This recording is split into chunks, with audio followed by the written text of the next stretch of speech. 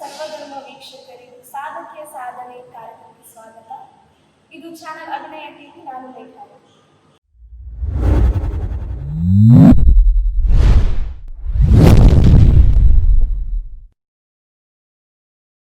ನಿಮಗೆ ಈಗಾಗಲೇ ಗೊತ್ತಿರ್ಬೋದು ನಾನು ಯಾರ ಬಗ್ಗೆ ಮಾತಾಡ್ತಾ ಇದ್ದೇನೆ ಅಂತ. ಅದೆಷ್ಟೋ ಕಷ್ಟ, ನೋವುಗಳನ್ನು, ಅವಮಾನಗಳನ್ನ ಸಹಿಸಿಕೊಂಡು ಇವತ್ತು ಅದೆಷ್ಟೋ ಕೊಡುಗೆಗಳನ್ನು ನಮ್ಮ ಸಮಾಜಕ್ಕೆ ಕೊಟ್ಟಿದ್ದಾರೆ. ಅವರೇ ನಮ್ಮ ಅನಿಮಗಳು. ಅವರನ್ನು ನಮ್ಮ ಕಾರ್ಯಕ್ರಮಕ್ಕೆ ಸ್ವಾಗತಿಸಿ ನಮ್ಮ ಕಾರ್ಯಕ್ರಮವನ್ನು ಪ್ರಾರಂಭಿಸೋಣ. ನಮಸ್ತೆ ಅನಿ ಅವರೇ, ಹೇಗಿದ್ದೀರಾ? ಆಯ್ತು, ಚೆನ್ನಾಗಿದೆ. ಇವತ್ತು ನಿಮ್ಮ ಜೀವನವನ್ನು ನಾವು ಕೆಲವೊಂದಿಷ್ಟರಿಗೆ ತಿಳಿಸುವಂತ ಒಂದು ಕೆಲಸ ಮಾಡ್ತಾ ಇದ್ದೇವೆ. ಶುರು ಮಾಡೋಣ. ನೀವು ಮೊದಲದಾಗಿ ಹುಟ್ಟಿದ್ದೇವೆ, ನೀವು ಮೂಲತಃ ಊರು ಹೇಳಿ? ನಂದು ಮೂಲತಃ ಬಂತಂದ್ರೆ ರಾಯಚೂರು ಜಿಲ್ಲೆ ಮಸ್ಕಿ ತಾಲೂಕಿನ ಹಿರಿದಿನಿ ಕ್ಯಾಂಪ್ ಎಂಬ ಊರು. ಅಂದ್ರೆ ನಮ್ಮ ಊರೇನಷ್ಟು ದೊಡ್ಡದೇನಲ್ಲ, ಇವಾಗಲೂ ಚಿಕ್ಕದ ಹಳ್ಳಿನೇ ನಮ್ದು. ಅಂದ್ರೆ ನಮ್ಮ ಅಪ್ಪ ಅಮ್ಮ ನಮಗೆ ತುಂಬಾ ಊಟಕ್ಕೂ ಕಷ್ಟ ಆದ ಲೈಫ್ ನಮ್ಗೆ ಮುಂಚೆ ಎಲ್ಲ. ಅಂದ್ರೆ ನಮ್ಗೊಂದು ದುಡ್ಡು ಅಂದ್ರೆ 3 ಟೈಮಲ್ಲಿ ನಾವು ಅಂದ್ರೆ ಅಪ್ಪ ಅಮ್ಮ ಒಂದೊಂದು ಊಟ ಮಾಡಿದ್ರೆ ಇನ್ನೊಂದ್ಸಲ ನಮ್ಗೆ ಸಿಗ್ತಿರ್ಲಿಲ್ಲ, ಅಷ್ಟು ಕಷ್ಟ ನಮ್ಮ ಲೈಫ್. ಆ ಮೆಂಟಲಿ ಒಂದು ಬಡ ಕುಟುಂಬದಲ್ಲಿ ಒಂದು ಮಂಗಳಮುಖಿ ಜನಿಸ್ತಾ ಇದೆ ಅಂತಂದ್ರೆ ಇನ್ನೂ ಆ ಫ್ಯಾಮಿಲಿಗೆ ತುಂಬಾ ಹೊಡೆತ ಬೀಳುತ್ತೆ, ತುಂಬಾ ಪ್ರಾಬ್ಲಮ್ ಅನ್ಸುತ್ತೆ. ಹಾಗಾಗಿ ನನ್ನ ಮೂಲತಃ ಬಂತಂದ್ರೆ ರಾಯಚೂರು ಡಿಸ್ಟ್ರಿಕ್ಟ್ ಮಸ್ಕಿ ತಾಲೂಕಿನ ಹಿರಿದಿರಿ ಕ್ಯಾಂಪ್ ಎಂಬ ಊರಲ್ಲಿ ನಾನು ಶಿಕ್ಷಣ ಪಡೆದಿರೋದಂದ್ರೆ 1ನೇ ಕ್ಲಾಸ್ 5ನೇ ಕ್ಲಾಸ್ವರೆಗೆ ನಮ್ಮ ಊರಲ್ಲಿ ನಮ್ಮ ಅಲ್ಲೇ ಇತ್ತು. ಮತ್ತೆ 6ನೇ ಕ್ಲಾಸಿಂದ 8ನೇ ಕ್ಲಾಸ್ ಕಲಿಬೇಕಾದ್ರೆ ಮತ್ತೆ ನಾವು ಬೇರೆ ಅಂದ್ರೆ ನಮ್ಗೆ 2-3 ಕಿಲೋಮೀಟರ್ ನಡ್ಕೊಂಡು ಹೋಗಿ ಹಿರಿದಿರಿ ಅಂತ ಬರುತ್ತೆ, ಅಲ್ಲಿ ಕಲ್ತಿದ್ದೀವಿ. ಮತ್ತೆ ನಾವು 9th ಮತ್ತೆ 10th ಓದ್ಬೇಕಾದ್ರೆ ಬೇರೆ ತೋರಣದಿನಿ ಅಂದ್ರೆ ನಮ್ಮ ಅದ್ರಲ್ಲೇ ನಮ್ಮ ರಾಯಚೂರು ಡಿಸ್ಟ್ರಿಕ್ಟ್ ಸರೌಂಡಿಂಗ್ ಅಲ್ಲೇ ಬರುತ್ತೆ, ಅಲ್ಲಿಗೆ ಹೋಗಿ ಕಲಿಬೇಕು. ಅಂದ್ರೆ ನಮ್ಗೆ ಶಿಕ್ಷಣ ಅನ್ನೋದು 1ನೇ ಕ್ಲಾಸ್ 10ನೇ ಕ್ಲಾಸ್ವರೆಗೆ ನಮ್ಮ ಊರಲ್ಲಿ ಶಾಲೆ ಇರಲಿಲ್ಲ. ನಾವು ಬೇರೆ ಕಡೆ ಹೋಗಿ ಕಲಿಬೇಕಾಗಿತ್ತು, ಅಂತ ಪರಿಸ್ಥಿತಿ ನಮ್ದು. ಆ ಮೆಂಟಲ್ಲಿ ತಂದೆ ತಾಯಿಯಂದ್ರೆ ತುಂಬ ಕಷ್ಟ ಚಿನ್ನ. ನಮ್ಗೆ ಏನಾದ್ರು ಹುಷಾರಿಲ್ಲ ಅಂತಂದ್ರೆ ಅವ್ರ ಹತ್ರ ಇವಾಗ ದೊಡ್ಡವರ ಹತ್ರ ದೊಡ್ಡ ಹಣ ಇದ್ದವ್ರ ಹತ್ರ ಹೋಗಿ ಕೈ ಚಾಚ್ಬೇಕಾಗಿತ್ತು, ಅಂತ ಪರಿಸ್ಥಿತಿ ನಮ್ದು. ಒನ್ ಟೈಮಲ್ಲಿ ಏನಂದ್ರೆ ನನ್ನ ಅಪ್ಪ ಅಮ್ಮ ನನ್ನ 3 ತಿಂಗಳ ಮಗು ಬೇಕಾದ್ರೆ ನನ್ನ ತಾಯಿಗೆ ಅಂದ್ರೆ ನನ್ನ ಮನೆ ಜವಾಬ್ದಾರಿ ಎಲ್ಲ ಹೊತ್ಕೊಂಡಿರ್ತಾರೆ. ನನ್ನ ಅಪ್ಪ ಅಮ್ಮಗೆ ತುಂಬಾ ಸಾಲ ಬೇರೆ, ಮತ್ತೆ ದುಡಿಬೇಕಂತಂದ್ರೆ ಇಬ್ರು ಅಪ್ಪ ಅಮ್ಮ ಇಬ್ರು ದುಡ್ಡಿಗೆ ಹೋಗ್ಬೇಕು. ಆ ಥರ ಪರಿಸ್ಥಿತಿ ಇರ್ಬೇಕಾದ್ರೆ ಒಂದಿನ ಏನಾಯ್ತಂದ್ರೆ 2 ಕಿಲೋಮೀಟರ್ ದೂರದೇ ಹೋಗ್ಬೇಕು ಅಮ್ಮ, 2-3 ಕಿಲೋಮೀಟರ್ 4 ಕಿಲೋಮೀಟರ್ ನಡ್ಕೊಂಡು ಹೋಗ್ಬೇಕು ಮೇಡಮ್. ಅಂತ ಪರಿಸ್ಥಿತಿ ಅಂದ್ರೆ ದೊಡ್ಡವರು ಹೊರಗೆಲ್ಲ ಕೆಲ್ಸಕ್ಕೆ ಹೋಗ್ಬೇಕಲ್ಲ, ನಡ್ಕೊಂಡು ಹೋಗ್ಬೇಕಾದ್ರೆ ಅಲ್ಲಿಂದ ಓಡ್ಕೊಂಡು ಬರ್ಬೇಕು, ಮತ್ತೆ ಮಗುಗೆ ಹಾಲು ಕೊಡ್ಬೇಕಲ್ಲ ಅಂತ ಹೇಳಿ ಮಧ್ಯಾಹ್ನ ಟೈಮಲ್ಲಿ ನನ್ನ ತಾಯಿ ಅಲ್ಲಿಂದ ಕೈಯಲ್ಲಿ ಊಟ ಹಿಡ್ಕೊಂಡು ಓಡ್ಕೊಂಡು ಬರ್ಬೇಕು. ನಾನು ಹಾಲು ಗಿಡೆಯಾಗಿ ಕುಡಿಸಿ ಮತ್ತೆ ಅಲ್ಲಿಂದ ಓಡ್ಬೇಕು, ಅಂತ ಪರಿಸ್ಥಿತಿ. ನಮ್ಮನ್ನು ನೋಡ್ಕೊಳ್ಳಿಕ್ಕೆ ಆಗ್ಲಿ ಯಾರು ಅಪ್ಪ ಅಮ್ಮ ನಾವು ಈ ತರ ಬಡವರು ಅಂತ ಹೇಳಿ ನಮ್ಮ ಸಂಬಂಧಿಕರಾಗಿರ್ಬೋದು ಸ್ವಲ್ಪ ದೂರನೇ ಇಡ್ತಾ ಇದ್ವಿ. ಯಾಕಂದ್ರೆ ಇದ್ದವ್ರ ಹತ್ರ ಎಲ್ಲರೂ ಒಂದು ಇರುವೆಗಳು ಬರುತ್ತೆ, ಅಂದ್ರೆ ಸಕ್ಕರೆ ಇದ್ರೆ ಮಾತ್ರ ಇರುವೆಗಳು, ಸಕ್ಕರೆ ಇರಲಿಲ್ಲ ಅಂದ್ರೆ ಇರುವೆನೇ ಇಲ್ಲ ಅಂತ. ಹಾಗಾಗಿ ನಾವು ಒಂದು ಬಡವರು ಆಗೋದಕ್ಕೆ ನಮ್ಮ ಹತ್ರ ಯಾರು ಬರ್ತಿರ್ಲಿಲ್ಲ, ನಮ್ಮ ಸಂಬಂಧಿಕರಾಗಿರ್ಬೋದು. ಇವಾಗ ಇತ್ತೀಚೆಗೆ ಬರ್ಲಿಕ್ಕೆ ಸ್ಟಾರ್ಟ್ ಮಾಡಿದ್ದಾರೆ, ಅಂದ್ರೆ ಬೇಸರ ಆಗಿರುತ್ತೆ. ಮತ್ತೆ ಅಲ್ಲಿಂದ ಶಿಕ್ಷಣ ಪಡ್ಕೊಂಡು ಅಂದ್ರೆ ಫಸ್ಟ್ PUC ಸೆಕೆಂಡ್ PUC ಅಂತಂದ್ರೆ ಕೈರೋಡಿ ಅಂತ ಬರ್ತದೆ, ಅಲ್ಲಿ ಕಲ್ಕೊಂಡಿದ್ದು. ಮತ್ತೆ ಡಿಗ್ರಿ ಬಂದು ನನಗೆ ಸಂಗಮೇಶ್ವರ ಕಾಲೇಜ್ ಅಂತ ಹೇಳಿ ಮತ್ತೆ ಲಿಂಗಸೂರ್ ಅಂತ ಕಲ್ಕೊಂಡಿದ್ದು. ಅಲ್ಲಿಂದ ಕಲ್ತಾಗ ನನಗೆ ಶಿಕ್ಷಣದಲ್ಲಿ ಬಂದರೆ ಯಾವತ್ತೂ ನನಗೆ ಕೊರತೆ ಆಗಲಿಲ್ಲ, ತುಂಬಾ ಅವಮಾನಗಳು ಪಡ್ತಾ ಇದ್ದೆ. ನೋಡು ಚಂದ ಬಂದ 9 ಬಂದ ಕಾಮಿಡಿ ಮಾಡೋದು, ಸುಮ್ಮನೆ ತಮಾಷೆ ಮಾಡೋದು. ಅಂದ್ರೆ ನೀವೀಗ ನಮ್ಮ ಸಮುದಾಯದವರನ್ನು ನೋಡಿರ್ತೀರಾ, 6ನೇ ಕ್ಲಾಸ್ 7ನೇ ಕ್ಲಾಸ್ ಇರ್ಬೇಕಾದ್ರೆ ಈಗ ಮನೆಯಿಂದ ಆಚೆ ಬರ್ತಾರೆ ನಮ್ಮ ಸಮುದಾಯದಲ್ಲಿ. ಯಾಕಂದ್ರೆ ಅವಮಾನ ದಿನ ಅವಮಾನ ದಬ್ಬಳಿಕೆ ಸಹಿಸ್ಕೊಳ್ಳಿಕ್ಕೆ ಆಗಲ್ಲ ಯಾರಿಂದ. ಮತ್ತೆ ಮನೆಯವರು ಫ್ಯಾಮಿಲಿಯಿಂದನೇ ಹೊರಗಡೆ ಆಗ್ತಾರೆ. ನಮ್ಮ ಸಮುದಾಯದಲ್ಲಿ ತುಂಬಾ ಎಕ್ಸಾಂಪಲ್ ಹೇಳ್ಬೇಕು, ತುಂಬಾ ನೋಡಿದ್ದೀನಿ. 100ಕ್ಕೆ 90% ಜನರ ಲೈಫ್ ಸ್ಟೋರಿನೇ ಇದೆ. ಮನೆಯಿಂದ ಆಚೆ ಹಾಕಿದಾಗ ಹೊರಗಡೆ ಬಂದಾಗ ನಮಗೆ ಶಿಕ್ಷಣ ಸ್ಟಾಪ್ ಆಗುತ್ತೆ. ಇಲ್ಲಿ ಯಾರ ಹತ್ರ ಹೋಗಿ ಮಾತಾಡ್ಬೇಕು, ಯಾರ ಹತ್ರ ಇರಬೇಕು, ಜೀವನ ಮಾಡಲಿಕ್ಕೆ ಹೇಗೆ ಇರ್ಬೇಕಂತ ಹೇಳಿ ತುಂಬಾ ಸಮಸ್ಯೆಗಳು ಅನುಭವಿಸ್ತೀವಿ. ಆ ಮೆಂಟಲ್ ನೋಡ್ಕೊಂಡೆ ಬೇಡ, ನಾನು ಮನೆಯಿಂದ ಆಚೆ ಹೋದ್ರಿ, ಮನೆಯಿಂದ ಹೊರಗಡೆ ಹೋದ್ರಿ, ಎಷ್ಟೇ ಅವಮಾನ ಆದ್ರೂ ಎಷ್ಟೇ ಏನಾದ್ರೂ ನಾನು ತಡ್ಕೊಳ್ಳೋಣ ಅಂತ ಶಿಕ್ಷಣ ಸ್ಟಾಪ್ ಆಗೋದು ಬೇಡ ಅಂತ ಹೇಳಿ ಡಿಗ್ರಿವರೆಗೆ ಅಲ್ಲೇ ಕಲ್ತ್ಕೊಂಡೆ. ಡಿಗ್ರಿವರೆಗೆ ಕಲ್ತ ತಕ್ಷಣ ನನಗೆ ಒಳ್ಳೆ ಮಾರ್ಕ್ಸ್ ಎಲ್ಲ ತೆಗೆದಿದ್ದೆ. ಕಾಲೇಜಲ್ಲಿ ನನಗೆ ಓದ್ತಾ ಇದ್ದೆ, ಬರೀತಾ ಇದ್ದೆ, ಚೆನ್ನಾಗಿ ಮಾರ್ಕ್ಸ್ ಎಲ್ಲ ತೆಗೆದಿರ್ಬೇಕಾದ್ರೆ ನನಗೆ B.Ed ಸೀಟಿಗೆ ಅಪ್ಲೈ ಮಾಡಿದ್ದೆ. B.Ed ಸೀಟಿಗೆ ಅಪ್ಲೈ ಮಾಡಿದಾಗ ನನಗೆ ದಕ್ಷಿಣ ಕನ್ನಡ ಅಂತ ಒಂದು ಜಿಲ್ಲೆಯಲ್ಲಿ ಆಯ್ಕೆ ಆಯಿತು. ನನಗೆ ದಕ್ಷಿಣ ಕನ್ನಡದಲ್ಲೇ ಸೀಟ್ ಸಿಕ್ತು, ಫ್ರೀ ಆಗಿ ಒಂದು ಗೌರ್ಮೆಂಟ್ ಸೀಟು.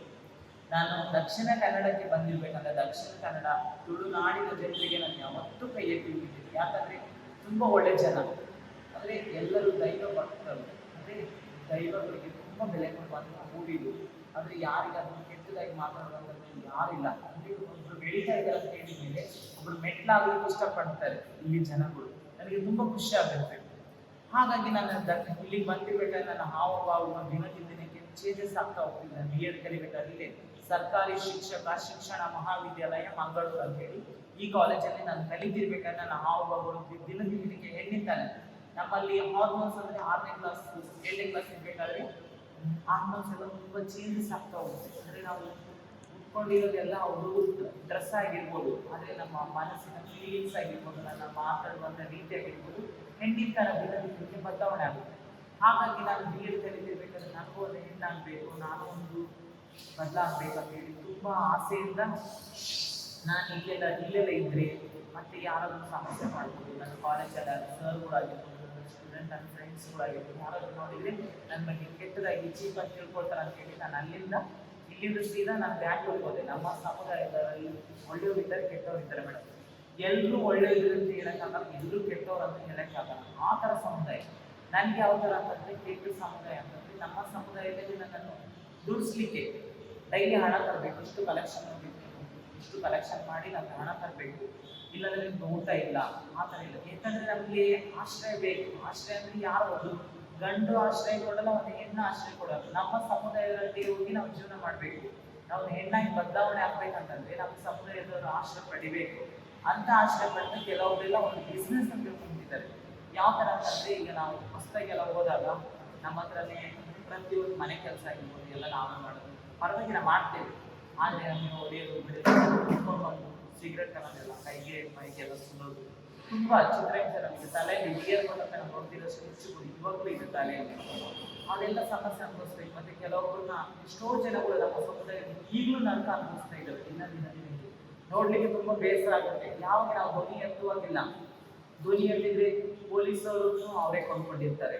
ಪ್ರತಿಯೊಂದು ದೊಡ್ಡ ದೊಡ್ಡ ಅಧಿಕಾರಿಗಳನ್ನ ಹಣ ಕೊಟ್ಟೆಲ್ಲ ಕೊಂಡ್ಕೊಂಡಿರ್ತಾರೆ. ನಾವು ಒಂದು ಚಿಕ್ಕವರಾಗಿ ಒಂದು ಹೊಸದಾಗಿ ಬಂದವರಿಗೆ ಧ್ವನಿ ಎತ್ತಿದ್ರೆ ಆ ಧ್ವನಿ ಯಾರಿಗೂ ಕೇಳಿಸಲ್ಲ. ಅಂತ ಪರಿಸ್ಥಿತಿಯಲ್ಲಿ ಇರ್ಬೇಕಾದ್ರೆ ನಾನು ಡೈಲಿ ಚಿತ್ರಹಿಂಸೆ ನರಕನೇ ತೋರಿಸೋರು. ಡೈಲಿ ರಾತ್ರಿ ಕೊಡ್ಕೊಂಡ್ ಬರೋದು. ನಾನು ಡೈಲಿ ಕಲೆಕ್ಷನ್ ಆ ಮಳಿಗೆ ಚಳಿಯಲ್ಲ ಕಲೆಕ್ಷನ್ ಅಂತಂದ್ರೆ ಈಗ ಒಂದೊಂದು ಅಂಗಡಿಗೆ ₹1 ₹2 ಈ ತರ ಕೊಡ್ತಾರೆ. ಯಾಕಂದ್ರೆ ಅವ್ರು ನಮ್ಮ ಸಂಬಂಧಿಕರ ₹100 1,000 ಕೊಟ್ಟು ಕಳಿಸ್ಲಿಕ್ಕೆ ನಮ್ಮ ಸಂಬಂಧಿಕರ ಇಲ್ಲ. ಅವರು ಪಾಪ ಒಂದು ಬಿಸ್ನೆಸ್ ಮಾಡ್ಬೇಕಂತಂದ್ರೆ ಪಾಪ ಇವರು ಒಂದು ನಮ್ಮ ಗುರುತಲ್ಲಿ ಇವರು ತಿಂಡಿ ಅಂತೇಳಿ ಒಂದು ₹5 ₹10 ಕೊಟ್ಟಾಗ ಹಣದೆಲ್ಲ ನಾವು ಒಂದು ಬ್ಯಾಗಲ್ಲಿ ಹಾಕೊಂಡು ಬರಬೇಕು. ಬ್ಯಾಗಲ್ಲಿ ಹಾಕೊಂಡು ಬಂದಿದ ತಕ್ಷಣ ಆ ಬ್ಯಾಗನ್ನು ಸೀದಾ ತಂದು ಅವ್ರಿಗೆ ಇಡಬೇಕು, ಅವ್ರ ಹತ್ರ ಇಡಬೇಕು. ಅಂದ್ರೆ ಈಗ ನನಗೆ ಯಾರು ಗುರು ಅಂತ ಇರ್ತಾರೆ ಆ ಥರ ಅವ್ರ ಹತ್ರ ಇಟ್ಟಾಗ ಅವರೆಲ್ಲ ಅಮೌಂಟ್ ಕೌಂಟಿಂಗ್ ಮಾಡೋದೆಲ್ಲ ಅವರೇ ಅದೆಲ್ಲ ತಗೊಂಡು ಮತ್ತೆ ನಮಗೆ ಅವ್ರ ಖರ್ಚಿಗೆ ₹50 ₹100 ಇಷ್ಟೇ ಕೊಡೋದು. ಕೊಟ್ಟುಗಟ್ಟೆ ಮತ್ತೆ ನಾವು ಒಂದು ಮಧ್ಯಾಹ್ನ ಊಟ ಮಾಡ್ಬೇಕಂದ್ರೆ ಅವ್ರ ಪರ್ಮಿಷನ್ ಕೇಳಬೇಕು. ಕಲೆಕ್ಷನಲ್ಲಿ ಗುರು ನಾವು ಊಟ ಮಾಡ್ಬೇಕು ಹಸಿವಾಗಿರೋದ್ರಿಂದ ಅವ್ರ ಪರ್ಮಿಷನ್ ಕೇಳಬೇಕು. ಅಂಥ ಪರಿಸ್ಥಿತಿ ಇವಾಗಲೂ ಕೆಲವೊಬ್ರು ಅನುಭವಿಸ್ತಿದ್ದಾರೆ. ಅಂದರೆ ನಮ್ಮ ಸಮುದಾಯದಲ್ಲಿ ಕೆಲವೊಬ್ಬರಿಗೆ ಏನಂತಂದ್ರೆ ಒಳ್ಳೆ ಕೆಲಸ ಮಾಡ್ಕೊಂಡು ಬರ್ತಿದ್ದಾರೆ, ಒಳ್ಳೆಯವರಿಗೆ ಸಪೋರ್ಟ್ ಮಾಡ್ತಾರೆ. ಇಲ್ಲಿ ಶಿಕ್ಷಣ ಮಂತಿರುವಂಥ ನಮ್ಮ ಸಮುದಾಯದವರಿಗೆ ಓದಿಸ್ತಾ ಇದ್ದಾರೆ, ಆಶ್ರಮಗಳು ಮಾಡ್ಕೊಂಡಿದ್ದಾರೆ, ತುಂಬಾನೇ ಹೆಲ್ಪ್ಫುಲ್ ಆಗಿದ್ದಾರೆ, ಮತ್ತೆ ಒಂದು ಸಾಧನೆಗಳು ಮಾಡ್ತಾ ಇದ್ದಾರೆ ನಮ್ಮ ಸಮುದಾಯದವರು. ಹಾಗಾಗಿ ನನಗೆ ಅಲ್ಲಿ ಡೈಲಿ ಚಿತ್ರಹಿಂಸೆ ಬೆಂಗಳೂರಲ್ಲಿ ಆಲ್ಮೋಸ್ಟ್ ಅಂದರೆ ಸಾಕಾಗಿ ನಾನು ರಾತ್ರಿ ಮೈ ಮೇಲೆ ಹಾಕಿರುವಂಥ ಸೀರೆಯಿಂದ ನಾನು ಸೀದಾ ಅದೇ ಉಟ್ಕೊಂಡಿರುವಂಥ ಸಾಲಿಯಿಂದ ನಾನು ಸೀದಾ ಮಂಗಳೂರಿಗೆ ಓದ್ಕೊಂಡು ಬಂದಿರೋದು. ನಾನು ಮೆಂಟಲ್ಲಿ ಬಸ್ಸಲ್ಲಿ ಜರ್ನಿ ಮಾಡಿದಾಗ ನನಗೆ ನಾನು ಒಳ್ಳೆ ಸಮುದಾಯ ಸಿಕ್ತು. ನನಗೆ ಮಂಗಳೂರಲ್ಲಿ ಬರಬೇಕಾದ್ರೆ ನವಸಹಜ ಸಮುದಾಯ ಸಂಘಟನೆ ಅಂತ ಇದೆ ಮೇಡಮ್. ನಮ್ಮ ಕಮ್ಯುನಿಟಿ ಒಂದು ಸಂಘಟನೆ ಇದೆ. ನವಸಹಜ ಸಮುದಾಯ ಸಂಘಟನೆಯಲ್ಲಿ ನನಗೆ ಎಲ್ಲ ಹೇಳಿದೆ, ನಿಮ್ಗೆ ಯಾವತ್ತೂ ಟೆನ್ಷನ್ ತಗೋಬೇಡ, ಯಾವತ್ತೂ ಬೇಜಾರಾಗಬೇಡ. ನಿಮಗೆ ಅಲ್ಲೆಲ್ಲ ನರಕ ತೋರಿಸಿರ್ಬೋದು, ಆದರೆ ನಿಮ್ಮನ್ನು ಯಾವತ್ತೂ ನಾವು ಆ ಥರ ನೋಡ್ಕೊಳ್ಳಲ್ಲ ಅಂತ ಹೇಳಿ ನನಗೆ ಪ್ರತಿಯೊಂದು ಸವಲತ್ತು ಕೊಟ್ಟರು. ಅಂದರೆ ಇಲ್ಲಿ ಮನೆಗಳದ್ದು ಬಾಡಿಗೆ ಮನೆ ಮಾಡಿಕೊಂಡಿರ್ತರಾಗಿರ್ಬೋದು, ಮತ್ತು ಯಾರಾದ್ರೂ ನಮ್ಗೆ ಏನಾದ್ರು ಅಂದರೆ ಇದು ಎದುರು ತಿಂತಾ ಇದ್ರು, ಮತ್ತು ಪ್ರತಿಯೊಂದು ಒಂಥರ ಗೂಡು ಅಕ್ಕಿ ಬಂದು ಒಂದು ಗೂಡಿಗೆ ತರಿಸಿ ಅಂತಂದ್ರೆ ಆ ಥರ ಗೂಡು ಥರ ಇದ್ದಂಗೆ ನಮ್ಮ ನವಸಹಜ ಸಮುದಾಯ ಸಂಘಟನೆ ಅಲ್ಲಿರುವಾಗ ನಮಗೆಲ್ಲ ಸಪೋರ್ಟ್ ಮಾಡಿದ್ರು. ಪ್ರತಿಯೊಂದು ಕಡೆ ನಾನು ಏನು ಮಾಡಬೇಕಾದ್ರೂ ಒಂದು ಹೆಲ್ಪ್ಫುಲ್ ಮಾಡಿದ್ರು. ಒಂದು ಶಿಕ್ಷಣ ಪಡೆದವರಿಗೆ ಕೆಲಸ ಕೊಡುವಂಥದ್ದಾಗಿರ್ಬೋದು, ಪ್ರತಿಯೊಂದರಲ್ಲಿ ಅವರಿಗೆ ಸಾಧ್ಯವಾದಷ್ಟು ಅವ್ರು ಮಾಡ್ತಾ ಇದ್ದಾರೆ. ಅಂತ ಮೂಮೆಂಟಲ್ಲಿ ನಾನು ಒಂದಿನ ಕಲೆಕ್ಷನ್ ಮುಗಿಸ್ಕೊಂಡು ನಾನು ಮನೆ ಕಡೆ ಹೋಗ್ತಾ ಇದ್ದೀನಿ. 6ರಿಂದ 7 ಗಂಟೆ ಆಗಿದೆ ಸಮಯ. ಆ ಮಿನಿಟಲ್ಲಿ ನಾನು ಒಂದು ಮಂಗಳಮುಖಿ ಅಂತ ಹೇಳಿ ಒಬ್ಬರು ರಿಕ್ಷಾ ಸ್ಟಾಪ್ ಮಾಡ್ತಿಲ್ಲ ಮೇಡಮ್. ನಾನು ಕೈ ಮಾಡ್ತಿದ್ದೀನಿ, ಅಣ್ಣ ಸ್ವಲ್ಪ ಇಲ್ಲಿ ನನ್ನ ಮನೆ ಹತ್ರ ಬಿಡಬೇಕು ಹಾಗೆ ಅಂತ ಹೇಳಿ ಒಬ್ಬರು ಸ್ಟಾಪ್ ಮಾಡಿಲ್ಲ. ತುಂಬಾನೇ ಬೇಸರ ಆಗ್ತಿದೆ, ಯಾಕೆ ಸ್ಟಾಪ್ ಮಾಡ್ತಿಲ್ಲ? ನಾವು ಮನುಷ್ಯರಲ್ವಾ ನನ್ನ ಪ್ರಶ್ನೆ ಬರೋಕ್ಕೆ ಸ್ಟಾರ್ಟ್ ಆಯ್ತಿಲ್ಲ. ಯಾಕೆ ನಾವು ಮನುಷ್ಯರಲ್ವಾ? ನಮ್ಗೆ ಯಾಕೆ ಸ್ಟಾಪ್ ಮಾಡ್ತಿಲ್ಲ? ಬಂದವರೆಲ್ಲ ಅವಮಾನ ಮಾಡಿ ಹೋಗ್ತಾ ಇದ್ದಾರಲ್ಲ, ಹೇಗೆ ಇದು ಅಂತಂತೇಳಿ ನಾನು ಸುಮ್ಮನೆ ಒಂದು 3ರಿಂದ 4 ರಿಕ್ಷಾ ಸ್ಟಾಪ್ ಮಾಡಿದ್ರಿ. ಕೆಲವು ರಿಕ್ಷಾದವರು ಪರಿಚಯ ಇದ್ದರಿದ್ರು, ಅವನೇನಾದ್ರು ನನ್ನ ಹತ್ರ ಅವತ್ತು ಎದುರುಗಡೆ ಬಂದಿದ್ರೆ ನಿಲ್ಲಿಸ್ತಾ ಇದ್ರು. ಆದರೆ ಕೆಲವು ರಿಕ್ಷಾದವರು ಇವಾಗಲೂ ನಮಗೆ ಕೆಟ್ಟದಾಗೆ ನೋಡ್ತಾ ಇರ್ತಾರೆ, ಕೆಟ್ಟದಾಗೆ ಅವಮಾನ ಮಾಡ್ತಿರ್ತಾರೆ. ಅಂದ್ರೆ ಎಲ್ಲಾ ರಿಕ್ಷಾದಲ್ಲೂ ಕೆಟ್ಟವ್ರ ಅಂತ ಹೇಳಲಿಕ್ಕಾಗಲ್ಲ, ತುಂಬಾ ಒಳ್ಳೆ ಜನನೂ ಇದ್ದಾರೆ ರಿಕ್ಷಾದಲ್ಲಿ. ಹಾಗಾಗಿ ನಾನು ಅವತ್ತು ನಡ್ಕೊಂಡು ಹೋಗ್ಬೇಕಾದ್ರೆ ಅಮ್ಮ ಕೇಳಿದ್ರಿ ಯಾಕೆ ಏನಾಯ್ತು, ಲೇಟ್ ಆಯ್ತಲ್ಲ ಅಂತ ಕೇಳಿದಾಗ, ಇಲ್ಲಮ್ಮ ನನಗೆ ಈ ಥರ ಪರಿಸ್ಥಿತಿ ಆಯ್ತಂದಾಗ ಅಮ್ಮ ತುಂಬ ಬೇಜಾರಾಗ್ತದೆ. ಯಾಕಂದ್ರೆ ಎತ್ತು ತರಳಿಗೆ ನೋವು ಆಗುತ್ತಲ್ಲ, ನಮ್ಗೇನು ಕಷ್ಟ ಆದ್ರು ನಾವು ಈಗ ಯಾವ ಥರ ಇದ್ರೂ ಕೂಡ ಈ ಕಾಯಿಗೆ ನೋವು ಆಗೇ ಆಗುತ್ತೆ. ಅಂಥ ಪರಿಸ್ಥಿತಿಯಲ್ಲಿ ಇರ್ಬೇಕಾದ್ರೆ ಅಮ್ಮ ಹೇಳಿದ್ರು, ಧೈರ್ಯ ಕೊಟ್ಟಿದ್ರು, ನೀನು ನಿನ್ನ ಕಾಲ ಮೇಲೆ ನಿಂತು ಅಂತ. ಮತ್ತೆ ನನ್ನ ಟೆನ್ಷನ್ ತಗೊಂಡು ಯೋಚನೆ ಮಾಡಿ ಏನಾದರೂ ಅದು ಮಾಡ್ಬೇಕು, ಏನಾದರೂ ಅದು ಮಾಡ್ಬೇಕಂತ ಹೇಳಿ ಆ ಜಾಗದಲ್ಲಿ ನಾನು ನಡ್ಕೊಂಡು ಬಂದೆ.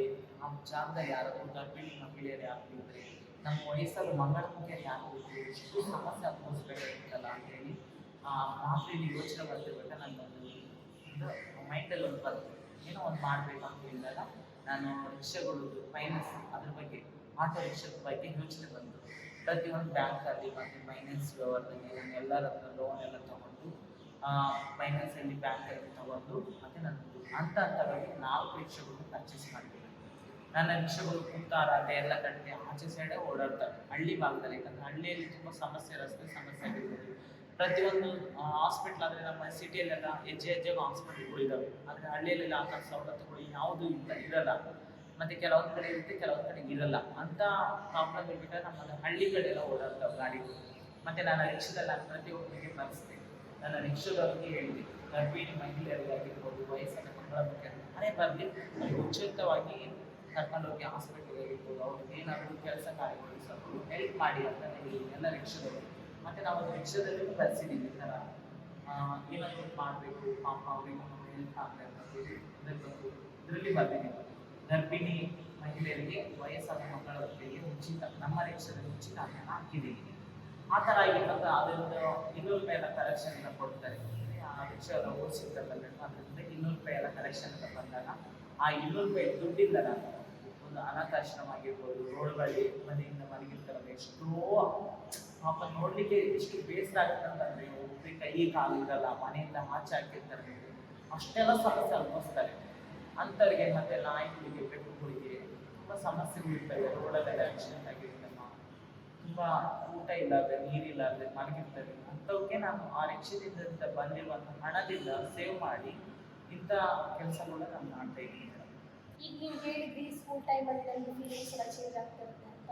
ಸ್ಕೂಲಲ್ಲಿ ಯಾರಾದರೂ ಫ್ರೆಂಡ್ಸ್ ನಿಮಗೆ ಸಪೋರ್ಟ್ ಮಾಡಿದ್ದು ಆ ಥರ ಏನಾದರೂ ಇದೆ, ಅಥವಾ ಎಲ್ಲರೂ ಒಂದೇ ಅಂದರೆ ಒಂಥರ ಕೆಳಮಟ್ಟದಲ್ಲಿ ನೋಡೋದು ಆ ಥರ ಮಾಡ್ತಾ ಇದ್ದೀವಿ? ನಿಜ ಮೇಡಮ್. ಅಂದರೆ ಕಾಲೇಜ್ ಲೈಫಲ್ಲಿ ಆಗಿರ್ಬೋದು, ಈಗ ತಿಳಿದಾಗ ಅಂದರೆ ನಮಗೆ ಒಂದು ಜೆಂಡರ್ ಬಗ್ಗೆ ಎಲ್ಲ ಕಾಲೇಜಲ್ಲೆಲ್ಲ ಬ್ಯಾಲೆನ್ಸ್ ಇರಲ್ಲ ಕೆಲವೊಂದು ಹುಡುಗರಿಗೆಲ್ಲ. ಅಂದರೆ ಈ ಜಗತ್ತಲ್ಲಿ ಬರೀ ಒಂದು ಗಂಡು ಒಂದು ಹೆಣ್ಣು ಅಂತ ಅಷ್ಟೇ ತಿಳ್ಕೊಂಡಿದ್ದಾರೆ. ಆದರೆ ಒಂದು ಲಿಂಗಿ, ಒಂದು ಮಂಗಳಮುಖಿಯರು ಮತ್ತು ಒಂದು ಟ್ರಾನ್ಸ್ಜೆಂಡರ್ಸ್ ಇದ್ದಾರೆ ಅಂತ ಹೇಳಿ ಒಬ್ಬರಿಗೆ ಅದು ಕಲ್ಪನೆ ಇಲ್ಲ. ಅದು ಅಂದರೆ ಕೆಲವೊಬ್ಬರಿಗೆಲ್ಲ ತುಂಬ ಅವಮಾನ ಮಾಡ್ತಾಯಿದ್ರು. ಹಾಗೆ ಹೀಗೆ ಇರೋ, ಹಾಗೆ ಇರೋ, ನಿಮ್ಮ ಜೊತೆ ಹೋದ್ರೆ ಏನಾದರೂ ಕೂಡ ಅವಮಾನ ಮಾಡ್ತಾರೆ, ಮಾಡೋ ಕರೆಕ್ಟಾಗಿರೋ ಅಂತೇಳಿ ತುಂಬ ಜನ ಹೇಳಿದ್ರು. ಮತ್ತು ನನ್ನ ಫ್ರೆಂಡ್ಸು, ಡಿಗ್ರಿ ಫ್ರೆಂಡ್ಸ್ಗಳು, ನನ್ನ ಕೆಲವೊಂದು ಫ್ರೆಂಡ್ಸ್ಗಳು ನನಗೆ ಇವಾಗಲೂ ಸಪೋರ್ಟ್ ಮಾಡ್ತಾರೆ. ನೀನೇನಾದರೂ ಸಾಧನೆ ಮಾಡಬೇಕು, ನಿಮ್ಮ ಸಮುದಾಯಕ್ಕೆ ನೀನೊಂದು ಒಳ್ಳೆ ಕೆಲಸ ಮಾಡಬೇಕು ಅಂತೇಳಿ ಇವಾಗಲೂ ನಮಗೆ ಸಪೋರ್ಟಿವ್ ಆಗಿ ನಿಂತಿದ್ದಾರೆ ತುಂಬ ಜನ ನನ್ನ ಫ್ರೆಂಡ್ಸ್ಗಳೆಲ್ಲ.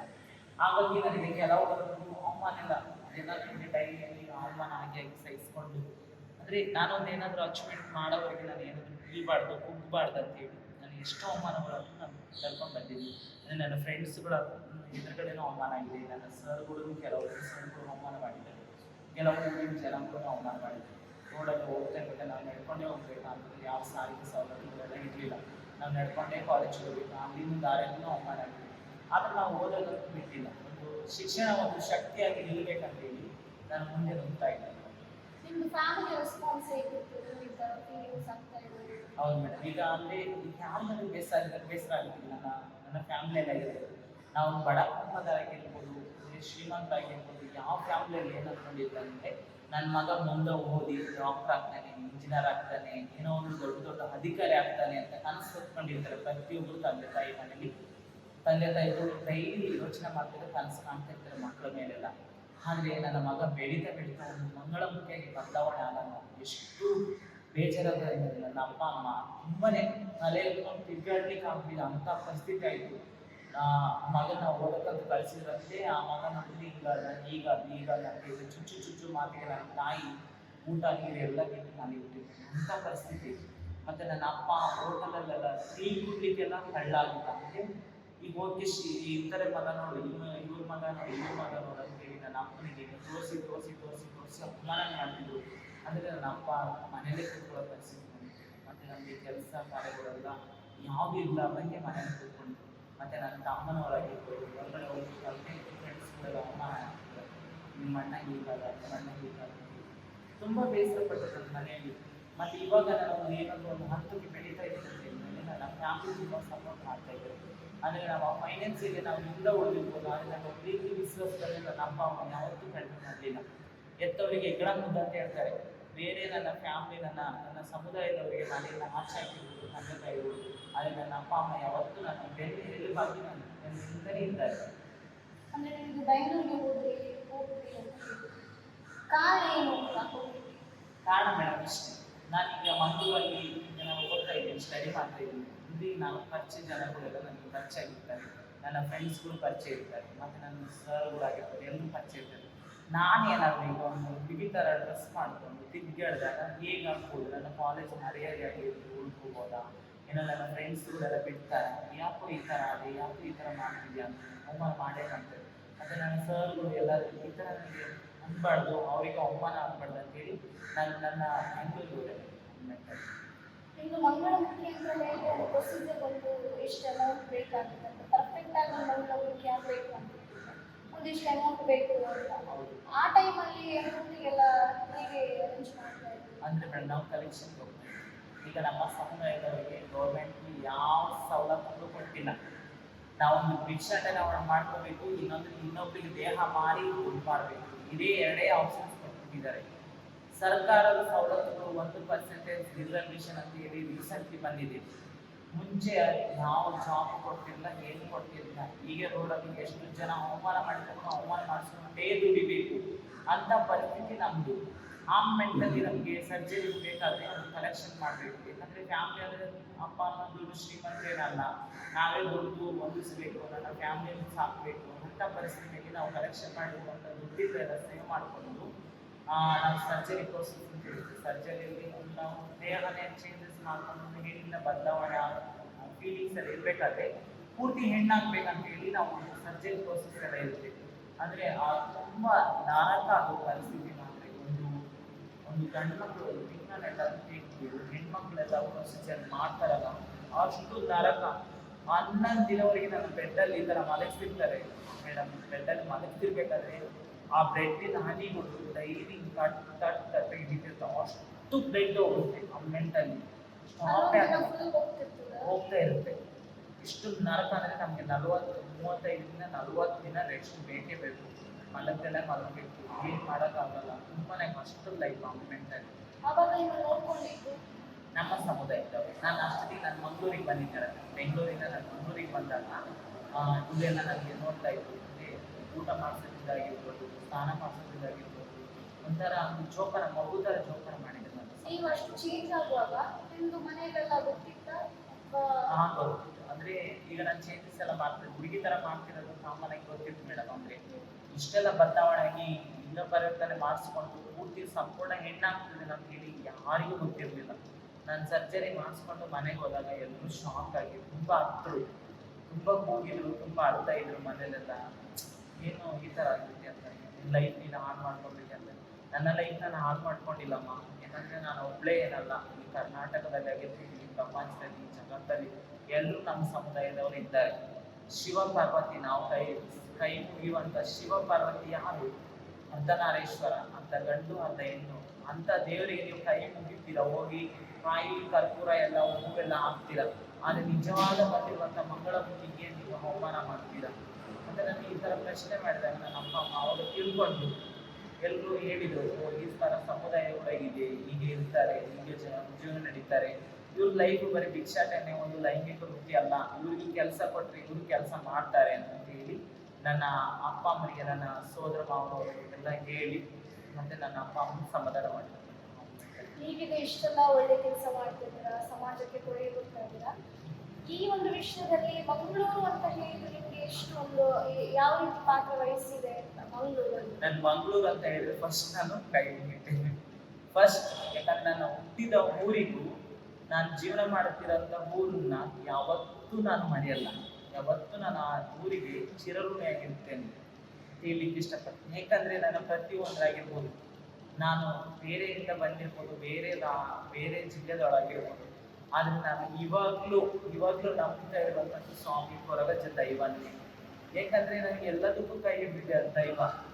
ಪ್ರತಿ ಒಂದ್ರಲ್ಲಿ ಆಗಿರ್ಬೋದು, ನನಗೆ ಎಷ್ಟು ಕಷ್ಟ ಇದೆ ಅಂತ ಹೇಳಿದ್ರು ನಾನು ಯಾರ ಹತ್ರ ಬೇರೆ ಹತ್ರ ಹೇಳ್ಕೊಂಡ್ರೆ ನನ್ನ ಹಾಡ್ಕೊಂಡು ನಗ್ತಾರೆ ಅಂತ ಹೇಳಿ ಗೊತ್ತು, ಆದ್ರೆ ನನ್ನ ದೇವ್ರ ಹತ್ರ ಹೋಗಿ ಅನ್ಕೊಳ್ತಿದ್ದೆ, ದೇವ್ರೆ ನನಗೆ ಈ ತರ ಅವಮಾನ ಆಗ್ತಿದೆ, ಈ ತರ ಎಲ್ಲ ಅಂತ ಇದ್ದಾರೆ, ಆದ್ರೆ ದೇವ್ರ ಹತ್ರ ಹೇಳ್ಕೊಂಡೆ ನನಗೆ ಸಮಾಧಾನ ಆಗ್ತಿದ್ದೆ ಎಷ್ಟೋ ಕಾರ್ಯಗಳಲ್ಲಿ. ಆ ದೇವ್ರು ನನಗೆ ಯಾವಾಗ್ಲೂ ನನಗೆ ಹಿಂದೆ ನಿಂತಿದ್ದಾರೆ ಅಂತ ಅನ್ನೋದಕ್ಕೆ ನನ್ನ ಸಾಕ್ಷಿ ಏನಂತಂದ್ರೆ, ನಾನು 1 ರೂಪಾಯಿನ ಕಲೆಕ್ಷನ್ ಮಾಡಿರುವಂತದ್ರಿಂದ ನನ್ನ ಶಿವಲೀಲಾ ಅಂತ ನಮ್ಮ ಸಮುದಾಯಕ್ಕೋಸ್ಕರ ಒಂದು ಮೂವಿ ಮಾಡ್ತಾ ಇದ್ದಾರೆ. ಅಶೋಕ್ ಜೈರಾಮ್ ಸರ್ ಅವರ ಕ್ರಿಯೇಷನ್ ಅಡಿಯಲ್ಲಿ ಮಾಡ್ತಾ ಇರುವಂತ ಮೂವಿ ಅದು. ನಮ್ಮ ಟ್ರಾನ್ಸ್ಜೆಂಡರ್ ಅವರಿಗೆ ಒಳ್ಳೇದಾಗ್ಲಿ ಅಂತ ಹೇಳಿ ನಾನು 1 ರೂಪಾಯಿ ಕಲೆಕ್ಷನ್ ಮಾಡಿರುವಂತ ದುಡ್ಡಿಂದ ಸೇವ್ ಮಾಡಿ ಅದರಲ್ಲಿ ಎಲ್ಲ ಅಮೌಂಟ್ ಎಲ್ಲ ನಾನು ಖರ್ಚು ವೆಚ್ಚಗಳ ಬಗ್ಗೆ ಹಾಕಿ ಆ ಮೂವಿಯಲ್ಲಿ ನಾನು ಒಂದು ಲೈನ್ ಪ್ರೊಡ್ಯೂಸ್ ಆಗಿ ವರ್ಕ್ ಮಾಡ್ತೀನಿ. ಭಾರತದ ಮೊದಲ ಲೈನ್ ಪ್ರೊಡ್ಯೂಸರ್ ನಾನೇ ಅಂತ ಹೇಳಲಿಕ್ಕೆ ಇಷ್ಟಪಡ್ತೀನಿ. ಮತ್ತೆ ಒಂದು ಜೀವನಕ್ಕೋಸ್ಕರ ನಾನು ಜಿಮ್ಮಲ್ಲಿ ಕೂಡ ತುಂಬಾ ಜಿಮ್ಮಿಗೆ ಹೋಗ್ಬೇಕಾದ್ರೂ ತುಂಬಾ ಅವಮಾನ ಮಾಡಿದ್ರು, ಆದ್ರೂ ನಾನೆಲ್ಲ ಸಹಿಸ್ಕೊಂಡು ನಾನೊಂದು ಜಿಮ್ಮಲ್ಲಿ ವರ್ಕೌಟ್ ಮಾಡಿ ಮತ್ತೆ ಇನ್ನೊಬ್ಬರಿಗೆ ನಾನು ಕ್ಲಾಸ್ ಹೇಳಿಸ್ಕೊಡ್ತೀನಿ. ನನಗೊಂದು ಹೆಮ್ಮೆ ಅಂತ ನಾನು ಒಂದು ಜಿಮ್ ಟ್ರೈನರ್ ಆಗಿ ವರ್ಕ್ ಮಾಡ್ತಿದ್ದೀನಿ, ಪರ್ಸನಲ್ ಟ್ರೈನರ್ ಆಗಿ. ಮತ್ತೆ ಭಾರತದ ಮೊದಲ ಜಿಮ್ ಟ್ರೈನರ್ ಒಂದು ಟ್ರಾನ್ಸ್ಜೆಂಡರ್ ಆಗಿದ್ದಾರೆ ಅನ್ನೋದಕ್ಕೆ ನಾನೊಂದು ಹೆಮ್ಮೆ ಅಂತ ನಾನು ಹೇಳಿಕ್ಕೆ ಇಷ್ಟಪಡ್ತೇನೆ. ತುಂಬಾನೇ ಖುಷಿ ಆಗುತ್ತೆ, ನಮ್ಮ ಸಮುದಾಯದವರು ಈ ತರ ಮುಂದೆ ಬರ್ಬೇಕನ್ನೋದು ನನ್ನ ಆಸೆ. ಇಷ್ಟೆಲ್ಲ ಸಾಧನೆ ಮಾಡಿದ್ದೀರಾ, ಈಗ ನಿಮ್ಮ ಒಂದು ಪೇರೆಂಟ್ಸಿನ ಒಂದು ಅಂದ್ರೆ ಪ್ರತಿಕ್ರಿಯೆ ಹೇಗಿದೆ ಅಂತ? ನನ್ನ ಅಪ್ಪ ಅಮ್ಮ ಹೇಳ್ತಾ ಇರ್ತಾರೆ, ನಾನು ಊರಿಗೆಲ್ಲ ಹೋದಾಗ ಅಂದ್ರೆ ಏನು ಫಸ್ಟಿಗೆ ನನ್ನ ಮಗ ಇಷ್ಟೆಲ್ಲ ನಾನು ಅಂದ್ರೆ ಈಗೆಲ್ಲ ನೋಡಿರ್ತೀರ ಬೇರೆ ಪ್ಲೇಸಲ್ಲೆಲ್ಲ ನಮ್ಮ ಸಮುದಾಯದವ್ರನ್ನ ನೋಡಿರ್ತಾರೆ, ನಮ್ಮ ಅಪ್ಪ ಅಮ್ಮನ ನೋಡಿದ್ದಾರೆ. ಆ ತರ ನನ್ನ ಮಗ ಆಗ್ಲಿಲ್ಲ, ನನ್ನ ಮಗ ಸ್ವಲ್ಪ ಒಂದು ದಾರಿಗಿಡ್ದ. ಅದ್ರಾಗಿ ಪ್ರತಿಯೊಂದು ಟ್ರಾನ್ಸ್ಜೆಂಡರ್ಸ್ ಪ್ರತಿಯೊಬ್ಬರು ಮಂಗಳಮುಖಿಯರು ಕೂಡ ಮುಂದೆ ಬರಲಿ ಅನ್ನೋದು ನನ್ನ ಅಪ್ಪ ಅಮ್ಮನ ಆಸೆ. ಯಾಕಂದ್ರೆ ನನ್ನ ಮಗ ಮಾತ್ರ ಮುಂದೆ ಬರ್ಲಿ ಅಂತ ನನ್ನ ಆಸೆ ಇಲ್ಲ, ಎಲ್ಲರೂ ನನ್ನ ಜೊತೆ ನನ್ನ ಸಮುದಾಯಗಳಿಗೆ ಮುಂದೆ ಬರೋದೇ ನನ್ನ ಆಸೆ. ಮತ್ತೆ ಏನಾದ್ರು ಒಂದು ಅವಕಾಶಗಳು ಸಿಕ್ಕರೆ ಬಿಡ್ಬಾರ್ದು. ಈಗ ನೋಡಿರ್ತೀರ ಸಿನಿಮಾದಲ್ಲೇ ತಗೊಳ್ಳಿ, ನಾನು ಸಿನಿಮಾದಲ್ಲಿ ಆಕ್ಟಿಂಗ್ ಮಾಡ್ಬೇಕಾದ್ರೆ ನನಗೆ ತುಂಬಾ ಆಕ್ಟಿಂಗ್ ಮಾಡ್ಬೇಕು ಅಂತ ತುಂಬಾ ಕನಸು ಕೂಡ ಹೊತ್ಕೊಂಡವರು. ನಾನೊಂದು ಮಂಗಳಮುಖಿ ಅಂತೇಳಿ ಎಷ್ಟೋ ಚಾನ್ಸ್ಗಳೆಲ್ಲ ಮಿಸ್ ಆದ್ರು, ಎಷ್ಟೋ ಅವಕಾಶಗಳು ಕೂಡ ಬಿಡಿಸಿದ್ರು ನನ್ನ. ನಾನು ಫೋನ್ ಮಾಡಿದೆ, ಆಡಿಷನ್ ಇದೆ ಅಂತ ಹೇಳಿ ನಂಬರ್ ಎಲ್ಲ ಹಾಕೋದು ಫೇಸ್ಬುಕ್ಕಲ್ಲಿ ಇನ್ಸ್ಟಾಗ್ರಾಮಲ್ಲಿ ಹಾಕ್ಬೇಕಾದ್ರೆ ನಾನು ಕೇಳೋದು ಕಾಲ್ ಮಾಡಿ, ಸರ್ ನಮಗೂ ಒಂದು ಅವಕಾಶ ಸಿಗ್ಬೋದಾ, ನಾನೊಂದು ಮಂಗಳಮುಖಿ ಅಂತ ಹೇಳಿದಾಗ ಆಯ್ತಮ್ಮ ಕಟ್ ಮಾಡು, ನಿಮಗೆಲ್ಲ ಅವಕಾಶ ಇಲ್ಲ, ಇವತ್ತು ಮಂಗಳಮುಖಿ ಹಾಗೆ ಅಂತ ಹೇಳಿ ಎಷ್ಟೋ ಅಂದರೆ ತಗೊಳ್ಳಿಲ್ಲ, ಎಕ್ಸೆಪ್ಟ್ ಮಾಡಲಿಲ್ಲ. ಕಟ್ ಮಾಡಿ ನಾಳೆ ಫೋನ್ ಮಾಡಿ ಹೇಳ್ತೀವಿ ಅಂತ ಹೇಳಿ ಕಟ್ ಮಾಡಿದ ಫೋನ್ ಬರಲೇ ಇಲ್ಲ. ಅಷ್ಟೆಲ್ಲ ಅವಮಾನ ಆಗ್ತಿದೆ. ಈಗ ನೋಡಿದ್ದೀರ ನಮ್ಮ ಸಮುದಾಯದ ಮಂಗಳಮುಖಿ ಅನ್ನೋದು ಒಂದು ಗಂಡು ಮಕ್ಕಳಿಗೆ ವೇಷ ಹಾಕಿ ಅವರಿಂದ ನಟನೆ ಮಾಡಿಸ್ತಾರೆ, ಆಕ್ಷನ್ ಮಾಡ್ತಾರೆ, ಆಕ್ಟಿಂಗ್ ಮಾಡಿಸ್ತಾರೆ, ಕಾಮಿಡಿ ಕಿಲ್ಲರ್ ನೋಡಿರ್ತೀರ, ಪ್ರತಿಯೊಂದು ಮೂವಿಯಲ್ಲಿ ನೋಡಿರ್ತೀರ. ಅಂತರಿಗೆ ಡಾಕ್ಟರೇಟ್ ಪದವಿ, ನ್ಯಾಷನಲ್ ಅವಾರ್ಡು, ಪ್ರತಿಯೊಂದು ಅವಾರ್ಡ್ಗಳನ್ನೆಲ್ಲ ಕೊಟ್ಟು ಸನ್ಮಾನ ಮಾಡ್ತಾರೆ. ಅದೇ ನಿಜವಾದ ಮಂಗಳಮುಖಿಯರಿಗೆ ಪಾತ್ರ ಕೊಡ್ಲಿಕ್ಕೆ ಹಿಂದೆ ಮುಂದೆ ನೋಡ್ತಾರೆ, ಅವಮಾನ ಮಾಡ್ತಾರೆ. ಆ ಪಾತ್ರಗಳು ಏನಾದ್ರು ನಮ್ಮಂತರಿಗೆ ಕೊಟ್ರೆ, ನಮ್ಗೆ ಕೊಟ್ರೆ ಅದರಿಂದ ನಮ್ಗೊಂದು ಕೆಲಸ ಸಿಕ್ಕಂಗಾಗುತ್ತೆ, ಅದರಿಂದ ಬಂದಿರುವಂತಹ ಆದಾಯದಿಂದ ನಮ್ಮ ಜೀವನಗಳಿಗೆ ನಡೆಸಲಿಕ್ಕೆ ಒಂದು ಕೆಲಸ ಕೊಟ್ಟಂಗಾಗುತ್ತೆ. ಅದನ್ನ ಯಾಕೆ ಅರ್ಥ ಮಾಡ್ಕೊಡಲ್ಲ? ಬರೀ ನೀವು ರೋಡಲ್ಲಿ ನಿಂತೋರು, ಅದು ಮಾಡೋರು, ಇದು ಮಾಡೋರು ಅಂತ ಹೇಳಿ ಚುಚ್ಚಿ ಮಾತಾಡ ಬಂದು ಇಂಥ ಅವಕಾಶಗಳನ್ನ ಯಾಕೆ ಕೊಡಲ್ಲ ಅಂತ ನಾನು ಹೇಳಲಿಕ್ಕೆ ಇಷ್ಟಪಡ್ತೀನಿ. ಈಗ ಸದ್ಯದ ಪರಿಸ್ಥಿತಿಗೆ ಹೋಲಿಸಿದ್ರೆ ಮೊದಲೆಲ್ಲ ತುಂಬಾ ಕೀಳಾಗಿ ನೋಡ್ತೀವಿ, ಮಂಗಳಮುಖಿ ಅಂದ್ರೆ ಅವರು ಈ ಕೆಲಸಕ್ಕೆ ಮಾತ್ರ ಸಿಗುತ್ತ ಅಂತ. ಬಟ್ ಈಗ ಅದೆಷ್ಟೋ ಒಂದು ಮಂಗಳಮುಖಿಯರು ತನ್ನ ಕಾಲದಲ್ಲಿ ನಿಂತು ಸ್ವಂತ ಉದ್ಯೋಗವನ್ನ ಪಡ್ಕೊಂಡು ಎಷ್ಟೋ ಒಂದು ಕೊಡುಗೆಯನ್ನು ಸಮಾಜಕ್ಕೆ ಕೊಟ್ಟಿದ್ದಾರೆ. ಹೌದು. ಅದ್ರ ಬಗ್ಗೆ ಏನು ಹೇಳ್ತೀರಾ? ನನಗೆ ತುಂಬಾ ಖುಷಿ ಆಗೋದಂತಂದ್ರೆ ನನ್ನ ಹಿಂದಿನ ಸಮುದಾಯ, ನನ್ನ ಅಂದ್ರೆ ತುಂಬಾ ಓಲ್ಡ್ ಕಾಲ ಸಮುದಾಯ, ನಮ್ಮ ಸಮುದಾಯ ರಾಮಾಯಣ ಮಹಾಭಾರತ ಪ್ರತಿಯೊಂದರಲ್ಲಿ ಕೂಡ ಇದೆ. ನಮ್ಮ ಸಮುದಾಯ ಇತ್ತು ಅನ್ನೋದು ಕುರು ಕೂಡ ಇದೆ, ಸಾಕ್ಷಿ ಇದೆ, ಪ್ರತಿಯೊಂದರ ಇದೆ. ಹಾಗಾಗಿ ದಿನದಿಂದ ದಿನಕ್ಕೆ ಅದು ರಾಜರ ಕಾಲದಲ್ಲೆಲ್ಲ ಅದು ಗೌರವ ಎಲ್ಲ ಕೊಡ್ತಾ ಇದ್ರು. ನಮ್ಮ ಸಮುದಾಯಕ್ಕೆ ಗೌರವಧನ ಆಗಿರ್ಬೋದು, ಒಂದು ರೆಸ್ಪೆಕ್ಟೇ ಬೇರೆ ಇತ್ತು ಮುಂಚೆಯಿಂದ ನಮ್ಗೆ. ಅದು ಬರ್ತಾ ಅಂದ್ರೆ ರಾಜರ ಕಾಲ ಹೋಯ್ತು, ಅದು ಆಡಳಿತನೇ ಹೋಯ್ತು, ಪ್ರತಿಯೊಂದು ಆಡಳಿತಗಳೆಲ್ಲ ಸ್ಟಾಪ್ ಆಗೋದು. ಆ ಮೆಂಟಲ್ಲಿ ಬರ್ಬೇಕಾದ್ರೆ ನಮ್ಮ ಸಮುದಾಯದವರು ನಡ್ಕೊಂಡು ರಸ್ತೆಯಲ್ಲಿ ಮುಂಚೆ ಹೋಗ್ತಿರ್ಬೇಕಾದ್ರೆ ಎಷ್ಟೋ ಜನಗಳು ಕಲ್ಲೆಲ್ಲ ಎಸಿತಾ ಇದ್ರಂತೆ, ಮತ್ತೆ ಸಗಣಿ ನೀರೆಲ್ಲ ಹರಿಸ್ತಾ ಇದ್ರಂತೆ, ಊಟ ಮಾಡಿರುವಂತ ತಟ್ಟೆಯಿಂದಿರುವಂತ ಹೆಂಜಲ್ ನೀರ್ನ ಎಸ್ತಾ ಇದ್ರಂತೆ, ನೀರ್ ಎಸ್ತಾ ಇದ್ರಂತೆ. ಇಷ್ಟೆಲ್ಲ ಅವಮಾನ ಮಾಡ್ತಿದ್ರು ಆ ಮೆಂಟಲ್ಲಿ. ಅವಕ್ಕೂ ಇವತ್ತು ತುಂಬಾ ವ್ಯತ್ಯಾಸ ಕಾಣ್ತಾ ಇದೆ. ಯಾಕಂದ್ರೆ ನಮ್ಮಲ್ಲಿ ತುಂಬಾ ಅಂದ್ರೆ ಪ್ರತಿಯೊಬ್ಬರಿಗೆ ಶಿಕ್ಷಣ ಬೇಕು, ಕೆಲಸ ಬೇಕು, ಮತ್ತೆ ವಸತಿ ಬೇಕು. ವಸತಿ ಯಾಕೆ ಬೇಕು? ನಮ್ಗೆ ಅರ್ಜೆಂಟ್ ಆಗಿರೋದು, ಮೇನ್ ಬೇಕಾಗಿರೋದು ವಸತಿ ನಮ್ಗೆ ಯಾಕೆ ಬೇಕಂತಂದ್ರೆ ನಮ್ಗೆ ಮನೆ ಬಾಡಿಗೆನೇ ಕೊಡಲ್ಲ ಮೇಡಮ್. ನಾನೇ ಆಗಿರ್ತೀನಿ, ಎಕ್ಸಾಂಪಲ್ ನಾನೇ ಎಷ್ಟೋ ಮನೆಗಳಿಗೆ ಬಾಡಿಗೆ ಮನೆ ಹುಡ್ಕೋಕ್ ನಾನು ಮಂಗಳಮುಖಿ ಅಂದ ತಕ್ಷಣ ಯಾರು ಬಾಡಿಗೆ ಕೊಡಲ್ಲ. ಯಾಕೆ ಕೊಡಲ್ಲ? ನಾವು ಮನುಷ್ಯರಲ್ವಾ, ಅವ್ರಿಗೆ ಮನುಷ್ಯರ ತರ ಕಾಣಿಸ್ಲೇ ಇಲ್ಲ. ಬಾಡಿಗೆ ಮನೆನೇ ಕೊಟ್ಟಿಲ್ಲ, ಅಷ್ಟು ಸಮಸ್ಯೆ. ಹಾಗಾಗಿ ನಮಗೆ ಗೌರ್ಮೆಂಟ್ ಸರ್ಕಾರಕ್ಕೆ ನಾನು ಕೈ ಮುಗಿದು ಒಂದು ಬೇಡ್ತೇನೆ, ಏನಂತಂದ್ರೆ ನಮಗೆ ಮೂಲಭೂತ ಸೌಕರ್ಯಗಳು ಕೊಡಿ. ನಿಮ್ಮ ಆಸ್ತಿ ಕೊಡಬೇಡಿ, ನಿಮ್ಮ ಅಂತಸ್ತು ಕೊಡಬೇಡಿ, ನಿಮ್ಮ ದುಡ್ಡು ಕೊಡಬೇಡಿ, ನಿಮ್ಮ ಯಾವ್ದು ಬೇಡ. ನಮ್ಗೆ ಸರ್ಕಾರ ಕಡೆಯಿಂದ ಏನೇನು ಸವಲತ್ತುಗಳು ಇರ್ತವೆ ಅದನ್ನ ಮಾತ್ರ ಕೊಡಿ ಅಂತ ನಾನು ಕೇಳಲಿಕ್ಕೆ ಇಷ್ಟಪಡ್ತೀನಿ. ನಮ್ಗೆ ಮೂಲಭೂತ ಸೌಕರ್ಯಗಳು ಮುಖ್ಯ. ಈಗ ಗಂಡು ಮಕ್ಕಳಿಗೆ ಹೆಣ್ಮಕ್ಳಿಗೆಲ್ಲ ಕೊಟ್ಟಿದ್ದು ನೋಡಿದ್ರೆ, ಆದ್ರೆ ಮಂಗಳಮುಖಿಯರಿಗೆ ಟ್ರಾನ್ಸ್ಜೆಂಡರ್ಗೆ ಕೊಟ್ಟಿದ್ದು ಸಾಕ್ಷಿ ಎಲ್ಲಿದೆ ಮೇಡಮ್? ಯಾವ್ದ್ರಲ್ಲಿ ಹಿಸ್ಟ್ರಿಯಲ್ಲಿದೆ? ಯಾವ್ದ್ರಲ್ಲಿಲ್ಲ. ಇವಾಗ ಇತ್ತೀಚಿನ ದಿನಮಾನದಲ್ಲಿ ಎಲ್ಲ ನಮ್ಮ ಸಮುದಾಯದವರು ಮುಂದೆ ಬರ್ತಾ ಇದ್ದಾರೆ. ನಮ್ಮ ಸಮುದಾಯದವರಿಗೆ ಮುಂದೆ ಬರೋದಕ್ಕೆ ಮೇನ್ ಶಿಕ್ಷಣ ಬೇಕು. ಮತ್ತೆ ಅಂದ್ರೆ ಪಠ್ಯ ಪುಸ್ತಕದಲ್ಲಿ ಎಲ್ಲ ನಮ್ಮ ಸಮುದಾಯದ ಬಗ್ಗೆ ಇರ್ಬೇಕು, ಅರಿವು ಮೂಡಿಸುವಂತ ಕಾರ್ಯ. ಫಸ್ಟಿಗೆ ಪ್ರೈಮರಿ, ಹೈಸ್ಕೂಲಲ್ಲಿ, ಮತ್ತೆ ಕಾಲೇಜಲ್ಲಿ ಆ ಮೆಂಟಲ್ ಆಗ್ಬೇಕು. ಇಂಥ ಸಮುದಾಯ ಇದೆ, ಇಂಥ ಸಮುದಾಯಕ್ಕೆ ರೆಸ್ಪೆಕ್ಟ್ ಕೊಟ್ಟು ಮಾತಾಡ್ಬೇಕು, ಈ ತರ ಇರ್ಬೇಕು, ಅವರು ನಮಗೆ ಮನುಷ್ಯರು ಅಂತ ಹೇಳುವಂತ ಶಿಕ್ಷಣ ಬೇಕು. ಪ್ರತಿಯೊಂದು ಪಠ್ಯ ಪುಸ್ತಕದಲ್ಲಿ ಶಿಕ್ಷಣ ಬೇಕು ಅಂತ ಹೇಳಿಕ್ಕೆ ಇಷ್ಟಪಡ್ತೇನೆ. ಅವಾಗೆ ನಮ್ಗೆ ಎಲ್ಲರೂ ಸರನೆ ಸಮಾನತೆಯಿಂದ ಕಾಣಿಸ್ಕೊಳ್ಳೋಕೆ ಇಷ್ಟಪಡ್ತೇನೆ ಮೇಡಮ್. ಅವಾಗೆ ನಮ್ಗೆ ಗೌರವ ಕೊಡ್ತಾರೆ ಅಂತ ಹೇಳಲಿಕ್ಕೆ ಇಷ್ಟಪಡ್ತೇನೆ. ಇಷ್ಟೆಲ್ಲ ಕಷ್ಟಪಟ್ಟು ಅವಮಾನ ಎಲ್ಲ ಇದು ಮಾಡಿ ಫೇಸ್ ಮಾಡಿ ಒಂದಿಷ್ಟು ಸೇವೆಗಳನ್ನ ಕೊಡ್ತಿದ್ದೀರಾ. ಆಟೋ ಮಾಡಿದ್ದು ಹೇಳ್ಬೋದಾ ಏನೆಲ್ಲ ಸೇವೆ ಕೊಟ್ಟಿದ್ದೀರಾ ಅಂತ? ಓಕೆ ಮೇಡಮ್, ಖಂಡಿತ ಹೇಳ್ಬೋದು. ಅಂದ್ರೆ ನಾನು ಮುಂಚೆ ಎಲ್ಲ ಫಾಲ್ಸ್ ಇತ್ತು, ಅಂದ್ರೆ ಈ ಕೈಯಲ್ಲಿ ಕೊಟ್ಟಿರುವಂತ ದಾನ ಈ ಕೈ ಗೊತ್ತಿರಬಾರ್ದು ಅಂತ ಹೇಳಿ ನನಗೆ ಆ ಥರದಲ್ಲೇ ಬಂದವಳು. ನಾನು 2 ವರ್ಷದಿಂದ ಸೇವೆ ಸಲ್ಲಿಸ್ತಾ ಇರೋದು. ರೀಸೆಂಟ್ಲಿ ಅದ್ರ ಬಗ್ಗೆ ಜನರಿಗೆ ಗೊತ್ತಾಗ್ತಿದೆ, ಹೌದಾ ನೀ ಈ ತರ ಕೆಲಸ ಮಾಡ್ತಿದ್ದಲ್ಲ ಅಂತ ಹೇಳಿ. ಹಾಗಾಗಿ ನಾನು ಒಂದು ಮಂಗಳಮುಖಿಯರಿಗೆ ಮತ್ತೆ ವಯಸ್ಸಾದ ಗರ್ಭಿಣಿ ಮಹಿಳೆಯರಿಗೆ ನಾನೊಂದು ಅಂದ್ರೆ ವಯಸ್ಸಾದ ಮಂಗಳಮುಖಿಯರಿಗೆ ಮತ್ತೆ ಗರ್ಭಿಣಿ ಮಹಿಳೆಯರಿಗೆ ಉಚಿತ ಸೇವೆ, ನಮ್ಮ ರಿಕ್ಷಾದಲ್ಲಿ ಉಚಿತ ಸೇವೆಯನ್ನು ಕೊಡ್ತಾ ಇದ್ವಿ.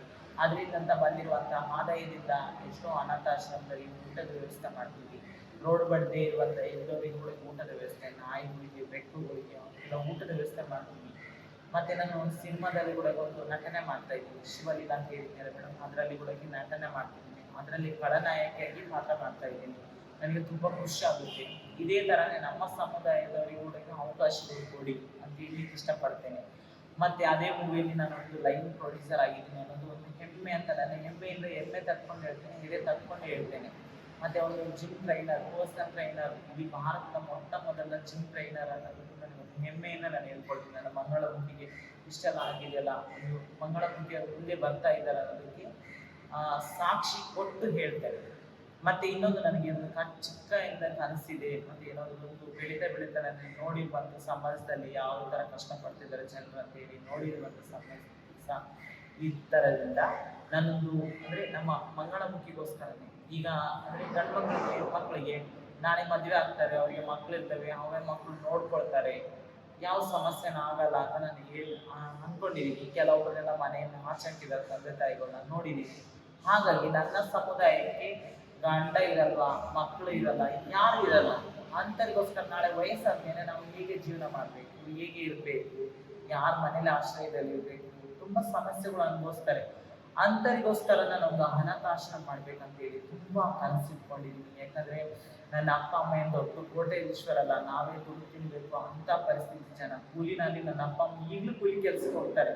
ಅಂತ ಪರಿಸ್ಥಿತಿ ಮಧ್ಯದಲ್ಲಿ ನಾನು ಇಷ್ಟೊಂದು ದೊಡ್ಡ ಕನಸಿಟ್ಕೊಂಡಿದ್ದೀನಿ ಅಂತ ಹೇಳಿದ್ರೆ ಅದು ಅಪ್ಪ ಅಮ್ಮನಿಗೆ ಅಂದ್ರೆ ಅವ್ರು ಕೊಡ್ಬೋದು ಏನು ಒಂದು ಕಷ್ಟಪಟ್ಟು, ಆದರೆ ನನ್ನ ಅಪ್ಪ ಅಮ್ಮ ತುಂಬ ಕಷ್ಟಪಡೋಲ್ಲ. ನೀವು ಮುಂಚೆಯಿಂದ ನೋಡಿದ್ರೆ ಇವತ್ತು ಕಷ್ಟಪಡ್ಸೋಕ್ಕೆ ನನಗೆ ಇಷ್ಟನೂ ಇಲ್ಲ. ಹಾಗಾಗಿ ನನಗೆ ಯಾರಾದರೂ ಒಂದು ದೊಡ್ಡ ವ್ಯಕ್ತಿಗಳು ಏನಾದರೂ ಕೈ ಹಿಡಿದ್ರೆ ನನ್ನ ಸಮುದಾಯಕ್ಕೆ ಒಂದು ಆಶ್ರಮ ಮಾಡಿ ಆಶ್ರಯ ಕೊಡ್ಬೇಕಂತ ನನ್ನ ಕನಸಿದೆ. ಆ ಕನಸು ಯಾವಾಗ ನೆನಸಿರುತ್ತೆ ಗೊತ್ತಿಲ್ಲ ಮೇಡಮ್. ಅದಾದಷ್ಟು ಬೇಗ ನೆರವೇರಲಿ ಅಂತ ಕೇಳ್ತೀವಿ. ಒಬ್ಬರನ್ನ ಬೆಳೆಸೋದು ಅಲ್ಲೇ ಉಳಿಸೋದು ನಮ್ಮ ಜನರ ಕೈಲಿದೆ. ಹಾಗಾಗಿ ನಿಮ್ಮ ಹತ್ರ ಕೇಳೋದೊಂದೇ, ಇಂಥವ್ರನ್ನ ಬೆಳೆಸೋಣ ಅಂತ. ಸೊ ಇದು ಇವತ್ತಿನ ನಮ್ಮ ಕಾರ್ಯಕ್ರಮ ಸಾಧಕಿಯ ಸಾಧನೆ ಅನಿಮಂಗಳೂರು ಜೀವನ. ಇನ್ನಷ್ಟು ಸಾಧಕಿ ಸಾಧನೆಯನ್ನ ಮುಂದಿನ ಸಂಚಿಕೆಯಲ್ಲಿ ನೋಡ್ಕೊಂಡು ಬರುವ. ಧನ್ಯವಾದ.